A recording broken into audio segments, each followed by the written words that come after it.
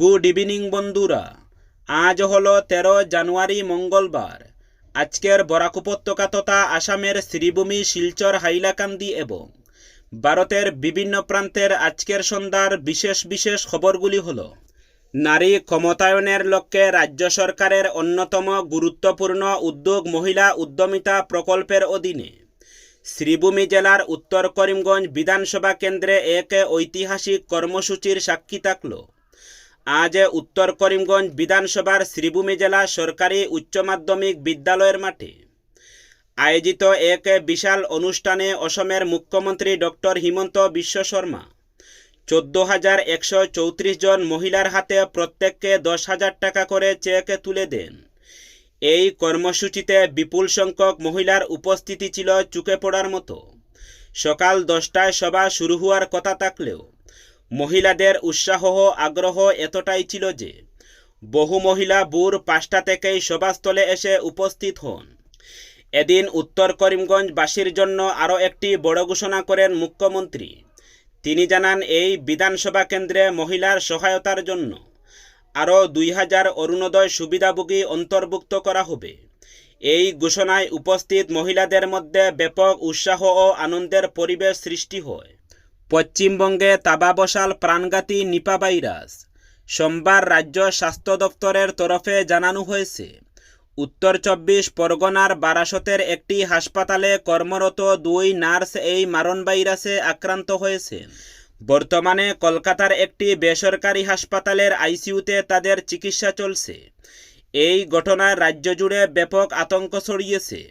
সোমবার নবান্নে এক জরুরি সাংবাদিক বৈঠকে মুখ্য সচিব নন্দিনী ভট্টাচার্য এবং স্বাস্থ্য সচিব নারায়ণ স্বরূপ নিগম পরিস্থিতির ভয়াবহতা তুলে ধরেন।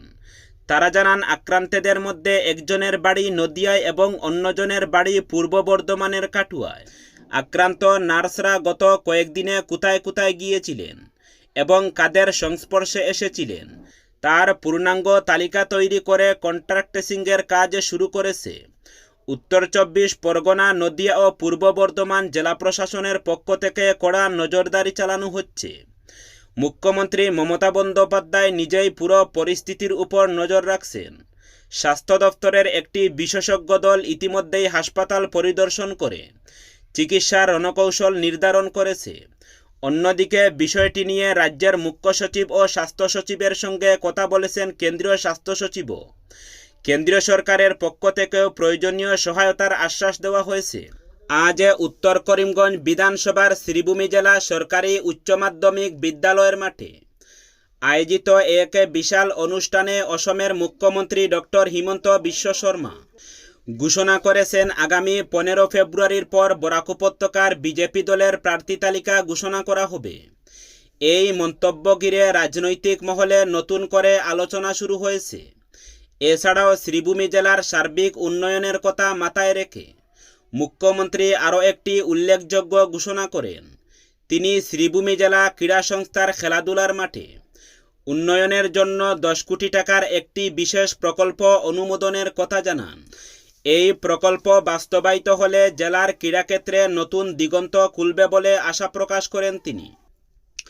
উদারবন বিধানসভা কেন্দ্রে ফের একবার সেই চেনা রাজনৈতিক অস্থিরতার আবর্তে।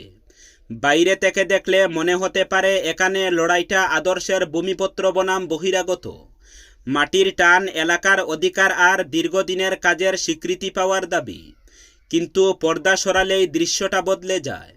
যত গভীরে যাওয়া যায় ততই স্পষ্ট হয়, এই লড়াই আদতে আদর্শের নয়। এই লড়াই টিকিটের ক্ষমতার দর কষাকষির আর বহু পরিচিত রাজনৈতিক মুখের ভবিষ্যৎ বাঁচিয়ে রাখার শেষমরিয়া চেষ্টা।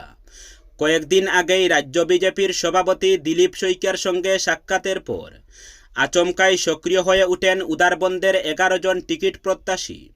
এতদিন যারা আলাদা আলাদাভাবে নিজেদের মতো রাজনীতি করেছিলেন, হঠাৎ করেই তারা একসঙ্গে মাঠে নামলেন। বার্তা ছিল স্পষ্ট, এবার আর একা নয়, এবার সম্মিলিত চাপ। শনিবার কাচাকান্দি মন্দিরে পূজা দিয়ে শুরু হয় এই তথাকথিত সম্মিলিত অভিযান। ধর্মীয় আচার, প্রতীকী ঐক্য আর রাজনৈতিক বার্তা, এই ত্রিমুখী মেলবন্ধন রাজনীতিতে নতুন কিছু নয়। তবে প্রশ্ন উঠেছে, এই ঐক্য কি আদৌ স্বতঃস্ফূর্ত, নাকি প্রার্থী তালিকা প্রকাশের আগে শক্তি প্রদর্শনের কৌশল মাত্র? মন্দির প্রাঙ্গণ থেকেই ভেসে আসে পরিচিত স্লোগান, উদারবন্দের প্রার্থী হবেন উদারবন্দেরই মানুষ। এই স্লোগান নতুন নয়, কিন্তু প্রতিবারের মতো এবারও এর ব্যাখ্যা নিয়ে বিতর্ক তুঙ্গে। কারা উদারবন্দের মানুষ? কত বছর থাকলে তিনি ভূমিপত্র? 5 বছর, 10 বছর নাকি জন্মের হিসাব? 11 জন টিকিট প্রত্যাশীর দাবি, যাদের নাম প্রার্থী হিসাবে শোনা যাচ্ছে তাদের অনেকের সঙ্গে এলাকার সম্পর্ক নাকি কয়েক মাসের পুরনো নয়। কেউ প্রশাসনিক সূত্রে, কেউ রাজনৈতিক সমীকরণের অঙ্কে, কেউ বা হঠাৎ করেই উদারবন্দের বাসিন্দা হয়ে উঠেছেন। বিপরীতে এই 11 জন নিজেদের তুলে ধরেছেন দীর্ঘদিনের ত্যাগীকর্মী হিসাবে। অসমে ঐতিহাসিক জয় হাসিল করতে হবে, যাতে অসমের ভারতের সুরক্ষা সুনিশ্চিত হয়। সেই জন্য তিনি অঙ্কের আসন লাভের লক্ষ্য বিজেপির। সোমবার একথা বলেন অসমের বিজেপির প্রভাবী বৈজয়ন্ত জয় পাণ্ডা। গুয়াহাটির শ্রীমন্ত শঙ্করদেব কলাক্ষেত্রে যুব মোর্চার উদ্যোগে আয়োজিত জাতীয় যুব দিবসের সমাবেশে তিনি অসমে আসন্ন বিধানসভা নির্বাচনের জন্য যুব মোর্চার কর্মীদের ঝাঁপিয়ে পড়ার আহ্বান জানিয়েছেন। জয়ের নির্দিষ্ট লক্ষ্যে উপনীত হতে আগামী 75 দিন রাত দিন একাকার করে কাজ করতে তিনি যুব মোর্চার কর্মীদের পরামর্শ দিয়েছেন। অনুষ্ঠানে অসম প্রদেশ কংগ্রেস সভাপতি সাংসদ গৌরব গগৈকে টার্গেট করে বিজেপি নেতারা। গৌরব গগৈকে উদ্দেশ্য করে বিজেপির অসম প্রদেশ কমিটির সভাপতি সাংসদ দিলীপ শইকিয়া বলেন, প্রাক্তন মুখ্যমন্ত্রীর পুত্র মুখ্যমন্ত্রী হওয়ার স্বপ্ন দেখছেন। গৌরব গগৈ মুঙ্গেলিলালের হাসিন স্বপ্নে বিভোর, যা কখনই পূরণ হবে। দিলীপ শইকিয়া বলেন, যারা রেজাউল করিমকে বুকে টেনে নেয় তাদের কোনো অবস্থাতেই মুখ্যমন্ত্রী হতে দেওয়া যায় না। যুব মোর্চার প্রদেশ কমিটির সভাপতি রাকেশ দাস বলেন, এবার লড়াই হবে আসন্ন বিধানসভা নির্বাচনে। বিজেপি লড়বে সভ্যতা সংস্কৃতির পক্ষে, খিলঞ্জিয়াদের পক্ষে, আর কংগ্রেস থাকবে মুঘলদের পক্ষে। গৌরবকে চ্যালেঞ্জ জানিয়ে রাকেশ দাসের বক্তব্য, কংগ্রেস খিলঞ্জিয়াদের পক্ষে থাকলে তা প্রমাণ করুন। এদিন বিজেপি নেতাদের বক্তব্যে টুকরে টুকরে গ্যাং থেকে শুরু করে জেহাদি মিয়া অগ্রাসন, অনুপ্রবেশ সবকিছুতেই স্থান পায়। পাশাপাশি অনুষ্ঠানে স্মরণ করা হয় স্বামী বিবেকানন্দকে। আলগাপুর কাটলিছড়া বিধানসভা কেন্দ্রে বিজেপির টিকিট দাবি করে বিজেপির রাজ্য সভাপতি দিলীপ শইকিয়ার হাতে একটি আবেদনপত্র তুলে দিলেন বিজেপি সংখ্যালঘু মোর্চার রাজ্য কমিটির সদস্য জানুন লস্কর। আবেদনপত্রে বিজেপির সংখ্যালঘু মোর্চার নেতা জানুন উল্লেখ করেন, অসমের মুখ্যমন্ত্রী হিমন্ত বিশ্ব শর্মা এবং প্রধানমন্ত্রী নরেন্দ্র মোদীর উন্নয়নমুখী রাজনীতিতে অনুপ্রাণিত হয়ে তিনি বিজেপির প্রতি আকৃষ্ট হন এবং দীর্ঘদিন ধরে দলের স্বার্থে সক্রিয়ভাবে কাজ করে যাচ্ছেন। তিনি 122 নং আলগাপুর কাটলিছড়া বিধানসভা কেন্দ্রে বিজেপি প্রার্থী হিসাবে দলীয় টিকিট প্রদানের জন্য রাজ্য নেতৃত্বের কাছে দাবি জানিয়েছেন। সুনাই থানার অন্তর্গত নগদীর গ্রাম চতুর্থ খণ্ডের শিমুলতলা এলাকায় সংগঠিত এক অভিনব ও দুঃসাহসিক চুরির ঘটনায় চরম চাঞ্চল্য ছড়িয়েছে। দোকানের শাটার অক্ষত রেখে ছাদের টিন কেটে ভিতরে ঢুকে নগদ অর্থ লুট। এই পদ্ধতি দেখে স্থানীয় বাসিন্দাদের মধ্যে আতঙ্কের পাশাপাশি প্রশ্ন উঠেছে এলাকার নিরাপত্তা ব্যবস্থা ও পুলিশের নিয়মিত টহল ব্যবস্থা নিয়ে।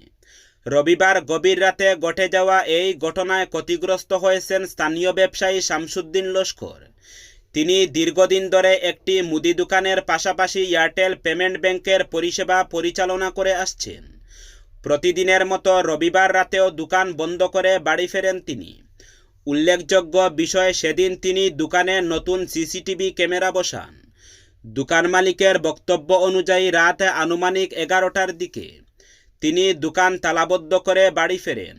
এরপর রাতের কোনো এক সময় পরিকল্পিতভাবে দোকানের ছাদের টিন কেটে ভেতরে প্রবেশ করে চোরের দল।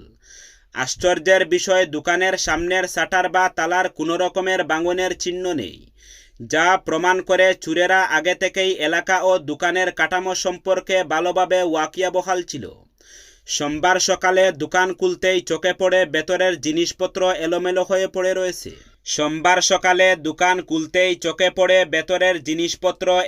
হয়ে পড়ে রয়েছে। প্রথমে বিষয়টি বুঝে উঠতে না পারলেও উপরের দিকে তাকাতেই দেখা যায় ছাদের টিনে বড় আকারের কাটা। এরপরই নজরে আসে ভাঙা সিসিটিভি ক্যামেরা ও ফাঁকা ক্যাশবাক্স। সুনাই থানায় দায়ের করা এজাহারে দোকান মালিক জানান, চোরের দল অন্তত 50,000 টাকারও বেশি নগদ অর্থ ছিনিয়ে চম্পট দিয়েছে। নগদ অর্থের পাশাপাশি দোকানের গুরুত্বপূর্ণ নথিপত্র বা অন্যান্য কিছু খোয়া গেছে কিনা তা এখনও খতিয়ে দেখা হচ্ছে। ঘটনার খবর পেয়ে সোমবার দুপুরে পুলিশ ঘটনাস্থলে পৌঁছে প্রাথমিক তদন্ত করে